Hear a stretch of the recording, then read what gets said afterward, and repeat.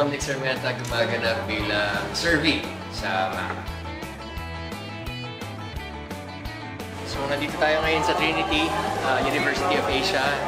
And sasamahan ko kayo sa isang klasiko. Come on in! Nag-start ako magturo dito sa Trinity University of Asia noong 2019, second sem. I'm teaching in Trinity University of Asia as a practitioner.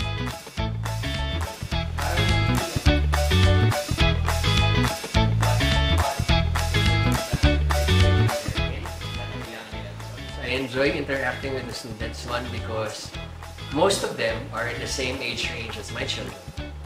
I have 6 kids, and I learn more about their generation, about how they speak, their sensitivities, their sensibilities, the way they process information and their thoughts because of my students. I have also been fortunate enough to have taught students who are already now practicing in their fields. So yung nakikita ko lang na successful sila, nagagawa nila yung gusto nila, or na-pursue nila yung sinabi nila sa akin nung first day sa klase na gusto nila i-pursue. And to be able to hear them say na, "Sir, may natutunan ako sa'yo," or "Sir, part ka nito." Ang laking fulfillment na may ganun kang epekto sa buhay ng iba. Hindi siya masyadong MCU.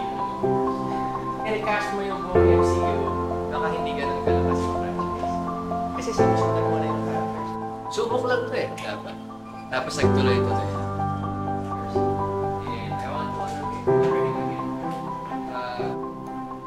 In any industry, there has to be mentors. There has to be people willing to pass down what they know, what they've experienced, what they've gotten good at, and give it to other people. And baliwala yung galing na naaamas ng isang tao kung hindi niya kayang ituro sa iba or ipasa sa kanang mga writers. And that's also when it becomes a little slow.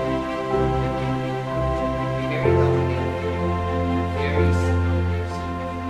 So, sa mga kapuso, panoorin niyo po ang MACA every Saturday, starting this September.